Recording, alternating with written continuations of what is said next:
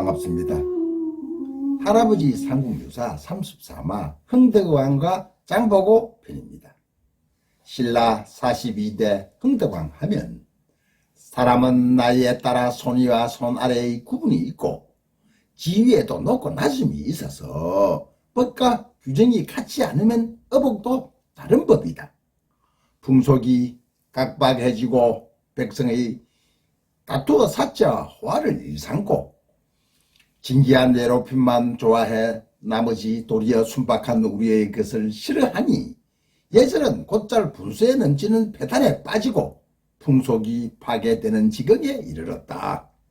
이에 상가 옛 법전에 따라 명확하게 법령을 선포하노니 만일 일부러 이를 어기는 면 진실로 그에 맞는 형벌을 내릴 것이다. 흥덕왕은 834년 교지를 내려 귀족이 사치를 구탄하고 고품제도에 따라 계급별 복색, 거기, 기용, 옥사 등의 규정을 한층 강하여 신분의 구분을 엄히한 흥덕왕으로 유명합니다. 흥덕왕은 신라 기말제의 21대 손으로 알려져 있습니다. 즉위하고 두 달이 지난 826년 12월 부인인 장하 부인이 죽자 왕이 한동안 시금을 전폐하고 몹시 슬퍼했다고 합니다. 신하들이 새로 예쁘고 어린 왕비를 책봉할 것을 여러 차례 진언드렸지만 흥덕왕은 그때마다 쌍상인 새도 자기 짝을 잃으면 슬퍼하는데 하물며 좋은 배필을 잃고 나서 어찌하여 무중하게도 다시 부인을 얻겠는가, 이는 아니 된다 하며 후비를 맞지 않았다고 합니다. 나중에 죽은 장하 부인을 정목왕으로 추존하였습니다.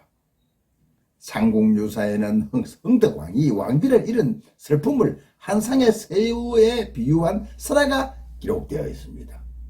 흥덕왕이 왕위에 오른 지 얼마 지나지 않아 당나라로 사선으로 갔던 신하가 우리나라에 없는 앵무새 한 상을 선물로 가지고 왔습니다. 흥덕왕은 처음 보는 새가 이상한 재주를 부리는데 매우 신기해하고 아끼며 즐거워했다고 합니다. 그런데 얼마 후 이 암놈이 죽고 말았습니다. 홀로 된 쑥놈은 종일 아무것도 먹지 않고 슬프게 울기를 그치지 않았다고 합니다. 왕이 깨를 내어 앵무새 앞에 거울을 걸어놓게 하였습니다. 그러자 앵무새는 거울 속에 비친 상이 자기 짝인 줄만 알고 처음에는 그 거울을 한동안 쪼아대었습니다. 그러다 곧 그림자인 것을 알고는 슬피 울다 죽었다고 합니다. 흥덕왕이 불쌍한 생무새를 위해 한가를 지어 불렀다고는 하나 전하지는 않습니다. 신라 흥덕왕 하면 또 빼놓을 수 없는 것이 그 유명한 우리가 다 아는 해상왕, 무료왕, 해신이라고 불리는 장보고입니다. 장보고의 본명은 궁복 또는 궁파, 활보로, 즉 활을 잘 쏘는 사람이라는 뜻인데 장보고는 신라의 평민 출신이었습니다. 장보고라는 이름은 중국 당나라에 건너가 대성인 장씨를 모방했던 것으로 보입니다. 장보고는 어려서부터 무예 할쏘기에 뛰어났고 물개 모양 수영을 아주 잘해 익숙했다고 합니다. 청년기에 친구 정년과 함께 당나라로 건너가 서주 무령군에 복무해 장교가 되었습니다. 당시 당나라는 각지의 절도사들이 할거하고 있었습니다. 이 시기에 장보고는 당나라 지방 군벌의 속성과 그들의 군대 양성 방법을 배우고 익혔던 것으로 보입니다. 당시 당나라의 동해안 지역과 양자강 주변, 북으로는 산동성 등두까지 많은 신라인들이 많이 거주를 했는데 이를 우리는 다 아시다시피 신라방이라고 불렀습니다. 신라인이 집단으로 거주하는 방을 말하고 신라방의 우두머리는 신라인이 맡았습니다. 행정기관이자 신라인을 위한 숙박시설인 신라소도 있었습니다. 신라원이라는 사찰도 있었는데 장보고가 세운 절로 애닌 대사가 방문한 적산원이 아주 유명합니다. 당나라 사찰은 밥도 주고 잠도 재워주는 숙박시설을 기냈기 때문에 신라인 여행자들의 중요한 거점이었습니다. 신라인들은 주로 연안 운송업과 상업에 종사하는 자들이 많았고 양주, 소주, 명주 등지에서 아라비아나 페르시아 상인들과 또 교육을 하는 한편 중국과 신라 일본을 내왕하는 국제무역에 종사하던 사람이 아주 많았던 것 같습니다. 당시 당나라나 신라 모두 중앙 집권 세력이 쇠약해져서 흉년과 기근이 들면 각지에서 도적들이 횡행했고 바다에서 해적이 신라 해운에 출몰해 주민들을 잡아가서 중국의 노예로 팔았고 무역선도 해적의 위협을 받았다고 합니다. 장보고는 해적들이 신라인들을 잡아가는 것을 보고 분노했고 스스로 해상권을 장악해 독자적인 세력을 키워볼 야망을 가졌고 823년에 신라로 귀국을 하였습니다. 장보고는 흥덕왕에게 남해의 해상교통의 요주인 완도에 해군기지를 건설해 황해의 무역로를 보호하고 해적을 근절시킬 것을 추천하였습니다. 그러나 당시 신라에서는 진골귀족 간의 대립이 심했고 지방까지 적극적인 힘을 뻗칠 여력이 없었습니다. 장보고는 왕이 승인을 받고 지방민을 규합해 일종의 민간 조직으로 1만여 명의 군대를 확보해 완도에 청해진을 설치하였습니다. 일종의 어병제도였습니다. 장보고에게 내려진 청해진 대사라는 벼슬도 신라의 관직체계에는 없는 별도의 직감이었습니다. 청해진을 건설한 뒤 해적을 소탕해 동중국의 일대의 해상권을 장악하였고 이 해상권을 토대로 당 신라 일본을 잇는 국제무역을 주도했던 것입니다. 물품은 주로 구리, 거울 등의 건축제품과 화전 등의 모적물 같은 신라산 물품과 항료, 염료 등을 비롯한 당나라 중개지로서 한 동남아시아와 서아시아 방면의 물품까지 취급했던 것으로 보입니다. 장보고는 무역활동과 함께 외교 코스까지 시도하였습니다.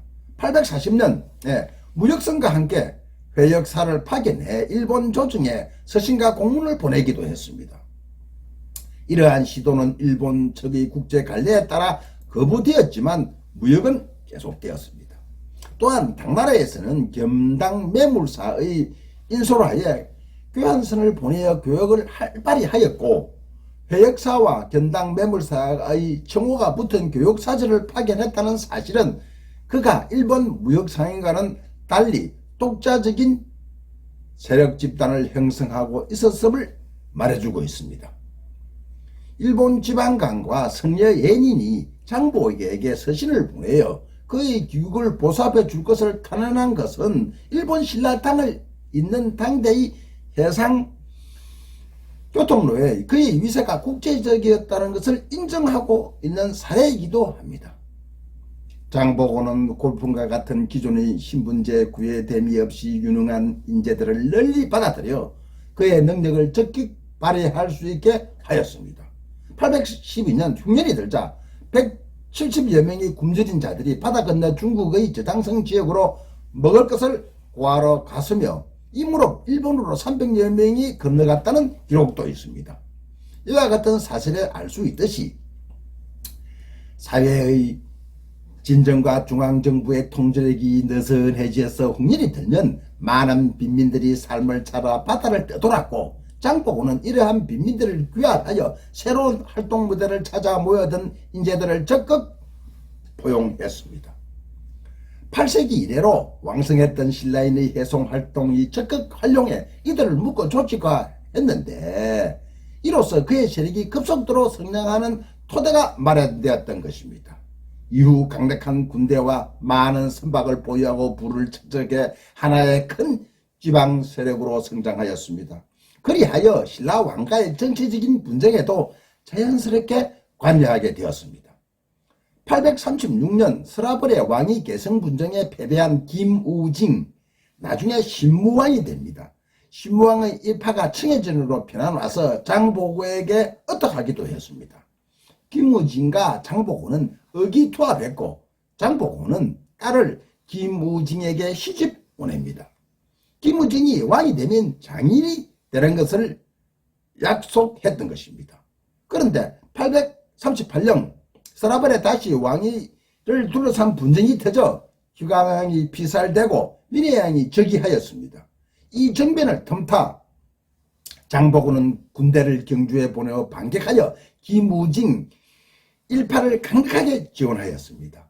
그리하여 김우징이 왕위로 즉위하였는데 1등 공을 세웠지만 귀족들은 장보고가 천민 출신이라는 이유로 딸을 신문왕의 왕비로 맞아들이는 것을 반대하였습니다.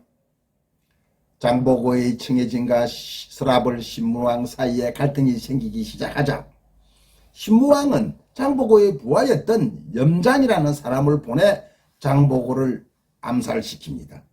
장보고는 신문왕의 배신으로 피살되었으나 9세기 극동아시아 해상왕, 무역왕, 바다의 신이라고 불리는 신라의 영웅이었고 신라 말기 각지에서 등장하는 호족 세력의 선구적인 존재이기도 하였습니다. 감사합니다.